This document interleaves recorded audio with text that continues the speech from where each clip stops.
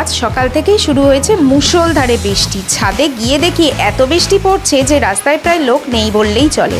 আর বৃষ্টিতে আমাদের ছাদের অবস্থা দেখো, বৃষ্টির ছাটে প্রায় অর্ধেক ভিজে যাচ্ছে, দাঁড়িয়ে থাকাই যাচ্ছে না। কোনো রকমে ছাদ থেকে তড়িঘড়ি নিচে চলে এলাম, তারপর এসে রান্নাঘরে রান্না করে নিয়ে চলে গেছিলাম স্নান করতে। দেন পুজো করে একদম লাঞ্চ করতে বসে গেলাম।